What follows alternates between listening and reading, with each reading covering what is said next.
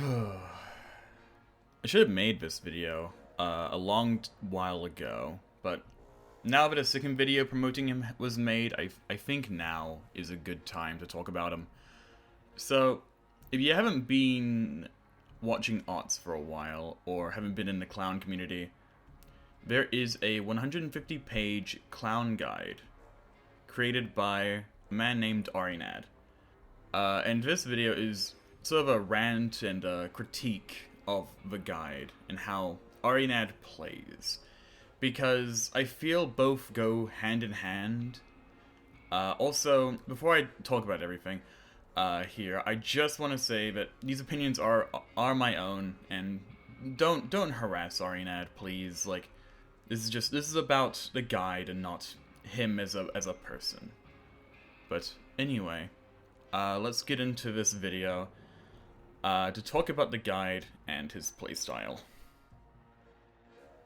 I want to start off with what I find great about this guide, which is the yellow section, the yellow bottle section of the guide, which is like the main part of it, the main section. On the whole, him talking about yellow bottles is like really good and educational about how to effectively use them and creating combos and loops to down a survivor. The playstyle of not kicking pallets at all with Clown is also very intriguing. I would say a good playstyle for Clown. Learning how to combo and how to loop around a pallet can really deepen and make more engaging gameplay. After playing it myself, I have learned how to really play Clown, as before reading the guide, I used to kick every pallet, only using pink bottles, never yellow, maybe using it to kick a gen or a pallet just to get out of the way and speed up to the survivor. But after I read the guide, I now have learned the way of yellow bottles, and from what I've learned, it isn't needed all the time. It isn't needed to be used. However, I have been able to relatively use it on every basic jungle gym and loop. There's some stuff when it comes to maps I would say don't work, such as this loop on the game, where the survivor has to kind of be completely oblivious for you to actually be able to hit them properly. There are many loops as well that you could do a different way without yellow bottles. However, multiple different ways of looping a pallet or window will keep survivors guessing on what you're going to do. Okay, as I was writing this script, I thought, hey, I should go re-look at the guide for how to loop with Clown, and I realized that I skimmed past it without noticing whatever this is. Like, what is this loop? You probably couldn't figure it out, and I know I couldn't. And I asked a bunch of other Clown mains, and even they don't know what this is. What I thought it was is a dead dog saloon loop that can spawn sometimes. But even then, the sketch of it is wrong. Like, why is it two windows? And if it's to assume a different version, then like, where's the second pallet? I lost my mind on stream when I actually noticed this. Cakewalk? Yeah, this is a cakewalk, yeah. Wow, like, oh my god, I don't know what I'm looking at! I hate it! I hate it so much. I don't know what the fuck I'm looking at. If I'm right, it's that, but like, holy fuck. What am I looking at? oh my god. I'm pissed. I'm like slightly pissed at how shit it is. Why are you like, I asked Arinad what on earth this tile could possibly be, and he said it's to show how to split tile, which is what the image is supposed to show. The loop doesn't exist, and it's made up, which is not good when you're making a guide. And another thing I noticed is that he doesn't really explain any normal loop that can spawn a majority of maps. The only one he lists is the long wall pallet, which is right next to the previous one, which is very odd and kind of bad when this is a guide to Clown. I know it's meant to be intermediate, but I think teaching people how to counter basic loops is fundamental for teaching people how to use a yellow and pink bottle together instead of unique tiles and tiles that don't even work for you when the pallet has been dropped. Okay. Okay. I think I'm done with that rant. At the end of the day, what he teaches in the guide can be good, if you just look at what he writes and not what he shows on the videos and drawn loops, because some of them are just don't work or just too niche of a loop. Anyway, moving on. A main problem I have with the guide is that how Arinad plays bleeds through the guide, and I do not believe it is good for newer players to have the same mindset as him. And how does Arinad play? Well, he tunnels. A lot. He believes that in the game's current balance, the only way to play Clown is to tunnel and camp rigorously, due to how fast gens go, and there being no way for you to play nice. This is evident in his guide, for he literally has a section called Survivor Efficiency and the Necessity of Tunneling. And looking through the perk section of the guide, you will see tunneling in quite a few of the perks he personally runs. Now, I'm not saying that tunneling is bad, or is something you shouldn't do. There are times where it is necessary, such as having very few hooks and there being like one gen left. The problem is when you do it consistently. As soon as the match starts, and believe it is the only way to properly play Clown, as his low map mobility and 4v1 potential is lackluster. I just want to know, Arinad, if you are watching this video, is from what I've seen in your streams and in your guide, that you need a tunnel to consistently win with Clown, as that is the state of the game. How would you make Clown better? How would you make the game better? Because if the state of the game truly is that you have to tunnel to win, then the game is in a terrible spot. If that is the case, how do we do it? Let's not buff slowdown, as we've seen where that goes, with the previous meta being the worst one we've ever had, and we don't want survivors to have no chance of winning.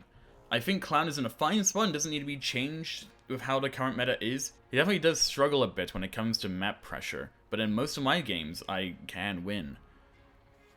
The only change I would have for Clown is to make the yellow bottle appear quicker, and for maybe Invigoration to be 2 seconds or 1 second longer, depending on which one you want to choose, and rework the add-on as needed. I think the guide would be a lot more useful and universal if tunneling wasn't the main focus of it, though. You should be able to win games as any killer in general without having to resort to more scummy tactics to win. If a killer cannot, then the killer indeed does need buffs. You can look, for example, Sadako, as of the 7.1.0 update of Nicolas Cage. She has been buffed substantially to the point where you do not need to slug anymore with her, and not relying on strong add-ons, which is good. Her old base kit was extremely powerless against survivors, as her Condemned was more of a slight nuisance than an actual threat. And you basically had to always slug, and you always had to run Eerie Tape to have like a chance of winning. Now, it's a tug-of-war match with Condemned. She may need nerfs, but that's here nor there, to be fair. Okay. That's enough rambling about the state of the game. Another big problem I have with the guide is what he recommends with Clown. The most notable thing he runs is Cigar Box, which is a purple add-on for Clown, where whenever you are invigorated, you see the survivor's aura within 16 meters of you. A survivor can also get that aura reading and see yours, but majority of the time you won't let a survivor become invigorated. The issue is that he runs it almost every single match, with Arinad saying that he's been using it non-stop for over a year. And because of that, I would imagine it would mess with how Arinad plays, simply because you are given wall hacks at every loop, allowing you not to think about how a survivor moves, and can easily loop a survivor since you are no longer needing to predict where a survivor is actually going. If you want to learn Clown, or any killer in general, seeing survivors through walls every game will not help you when you take it off, since you will make a lot of mistakes, since you cannot predict correctly how a survivor moves. You wouldn't tell a new Blight player to play with Alchemist Ring and Blighted Crow, would you? Since you aren't teaching them how Blight really moves, and they will mess up because they wouldn't be used to the normal movement speed of Blight. And it shouldn't be the case of Clown, as it will make a really bad habit that you may not be able to shake off. Now, from his add-ons, a perk he runs, and has basically said is the essential perk for Clown in his guide, is Zanshin Tactics. Zanshin Tactics, in case you don't know, is the killer equivalent of Windows of Opportunity for Survivor, where it shows the auras of all windows and pallets within 32 meters of you. My opinion on it? It sucks. It doesn't do much besides allow you to set up maybe 3 seconds faster with a combo, and are able to see a pallet behind a big rock, but that's about it. I don't really see a reason to use it, as you should be keeping track of what is around you, and what the Survivor has available. Windows for Survivor is a very popular perk, and can be useful for them due to having teammates instead of opponents, where they will be using pallets and leaving you with nothing, and knowing what has become a dead zone as a survivor can be the difference between going down and staying alive. While Killer is making the decisions of what is and isn't a dead zone, and should be memorizing the layout of the map by the third or so chase in the match. Once you know that a pallet exists, Zanshin Tactics does nothing but remind you that there is a pallet there. You can get some value from Zanshin if you would otherwise not see a pallet, however, it being an essential perk is giving it far too much credit, saving very little time for bottle combos, doesn't really make up for a perk slot when you could be running something else to help in a chase. Zanshin can be good for a new player or learning a new map. There is value you can get from learning where each pallet is for Killer, where windows are, and all that. However, this is a perk that should be left behind within about 500 hours of playtime, as the value of the perk decreases the more and more you learn the map and how structures are made. On to another perk, however. Coup is a perk he has also been talking about, and he has said that the perk is only really for experienced clowns who know how to use yellows, and the reason why is because you have to change your entire playstyle around it. The second a generator finishes, you gain 2 stacks of coup, which will increase the duration of your next lunge by 80%, and so until the opportunity arises, you can't lunge if you want to keep it. The perk has many issues, as well as only getting 2 uses per generator done. It got buffed in 7.1.0 to have 2 uses instead of 1. However, the other problems still remain, with having almost no agency when you get a stack, and you could be mid-lunge when a gen completes, so you lose it while not gaining any more lunge to your current lunge. Basically making you have to predict how efficient survivors are at the beginning of the match, and losing the entire ability to normally lunge, possibly losing out on a lot of other hits you could normally have gotten simply because you want to keep a stack for a later date that may or may not arise. As well as just missing your lunge entirely when you use it, wasting the use, and handicapping yourself before. The way Arinad describes the perk as well in the guide is good in the first half, however it devolves into talking about tunneling and how it's only really good for that. Meaning that someone who doesn't follow how Arinad plays in its entirety is not going to get as much value that you can possibly get with coup. The playstyle that you have to use with coup is to always go for instant hits, where you're breathing down the survivor's necks, and if you want to lunge, well, you either sacrifice a stack of coup for no value, or you figure out another way to down them. The amount of hits you will lose for the possibility of the lunge that will save the game outweighs it that I cannot see a reason to handicap yourself with it. If coup got changed so that if you exceed the normal lunge distance, you lose a stack, then I would say this perk can be really good if you know lunge distances. But because the stack is lost no matter how long the lunge is, it makes it really hard to judge whether or not you should use it, or if you should save for a possible better situation. I don't want to attack coup that much compared to Zanshin again, because I don't think people will run coup as often, because it has been said to be a very difficult perk, and not for newer players. After using coup for a bit, I have come to the conclusion that coup is sort of a gambling perk, where whenever you have a stack, you have to think and to gamble on whether you should use coup, or wait for a later date that may or may not come. Do I waste a perk for a hit, or do I figure a way around the loop? Now that there's a limit of 5 stacks at a time, should I use a stack right now in case a gen pops in the distance? So many thoughts go through my mind when I have this perk that I'm gambling on if I can down the survivor with or without coup, and it makes me make so many mistakes because of that. The reason why I think Arinad loves coup is because he removes the gambling aspect with tunneling. Because he is only chasing one survivor, he can bank on other gens being done, and so he can use his coup on a survivor, as well as because he doesn't need to worry about other survivors, and if he should use it on them because he's only fixated on one. Okay, let's see here. What else is there that is odd? Nope, talked about that. Nope. No. No, we talked about that. Nope. No, no. No, no. Ah, a tier list. Let's see here. Seems a bit odd to see Pinky Finger in 2 spots. I wonder why he puts it in 2 different spots. Ah, he has a video explaining. Let's see.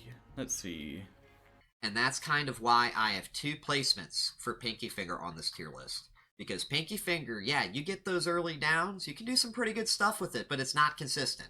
You know, I expect you to make a couple mistakes at some point in your chases, because you won't be playing perfectly.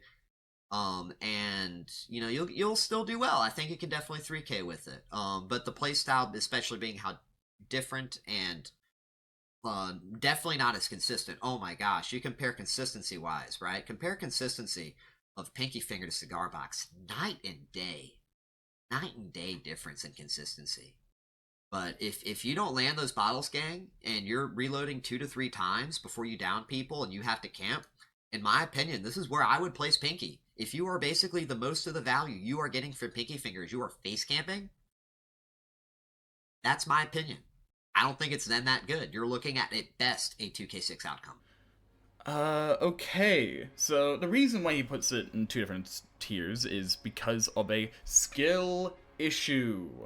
Basing something on skill and adjusting for people who can and can't aim is a terrible way of tiering. And you could make an argument for killers such as Nurse, who is arguably the best killer in the game, an S tier killer, but actually also D tier, as if you cannot blink correctly as her, you will never hit a survivor. Or take Huntress, an A tier killer, becomes a D tier if you can't hit Hatchet, and so on and so forth. The point being that you should be grading off the assumption that they consistently use their power, and in this case, add on correctly. I'm only talking about Pinky Finger, by the way, since it's the only add-on that requires aiming to use. No. Not talking about you. You only give extra blood points. In case you're wondering what my tier list is, here you go. Putting them side by side, there's definitely some differences in the upper tiers, such as putting Pinky Finger in one spot, as a tier list should be, as well as having Gin Bottle and Ether swapping tiers, as I feel like as though extra bottles is not exactly worthy of an S tier, as it's more up for convenience than actually helping you in the chase. A lot of other add-ons are roughly in the same spot, as they are mainly just personal preference and aren't exactly worth running, especially add-ons in F and D tier. You can get some value with the add-ons, but it'll be once every like 20 games or so. Oh, and behavior, if you're somehow seeing this, please rework Hartshorn and Kerosene Can. They don't help you at all. Add-ons are definitely subjective on how powerful they can be. From my experience, Cigar Box hasn't given me the most value, as a lot of the time, I don't find survivors, and when I am in chase, I either don't need to use a yellow, and thus Cigar Box, or survivors leave, only giving the insight that they have left the loop, instead of checking for an extra 5 or 10 seconds. However, from what I've seen from other people, and the fact that aura rating is extremely powerful, Cigar Box is still really good, despite my games going poorly with it. And I think that's majority of the guide talked about and my thoughts on it. Arinad, if you have watched this far before you, click off or whatever, if you want to, I am completely down to talk to you, and, like, we can talk about how we feel about Clown, and where we can come to an agreement on stuff, because we very much have opposing views on Clown, obviously, with, like, how you play and how I play, perks and all that. If you want to talk about it, I'm down whenever you wish, so up to you, man. But anyway, I didn't talk in length about the blueprints to Meat Plant and Midwich, as there isn't much wrong with them, besides a few things, and I didn't get to an extent on perks, as the only two I wanted to talk about was Ku and Zanshin, and I've already talked about them, and everything else doesn't particularly matter. Run really whatever you want to run, if you have fun with it. If you want to run Ku, if you want to run Zanshin, that's up to you. If you find fun in it, then good on you, but I don't particularly find fun, especially in Zanshin. A lot of the guide I just don't agree with. The only part that I would agree with is the how to use a yellow bottle, which is a good portion of the guide. However, you can learn this from really any other clown that has learned how to use yellow bottles. Half the guide is just perk discussion, so like 150 pages isn't exactly right. It's more like 75 pages. But anyway, that's it for my, I guess, rant or critique about this clown guide, if I can really call it a clown guide, to be fair. But, yeah. Anyway, thank you so much for watching. I stream on Twitch, link is in the description, if you want to watch me play some clown. But, anyway, thank you very much, and I will see you in the next video.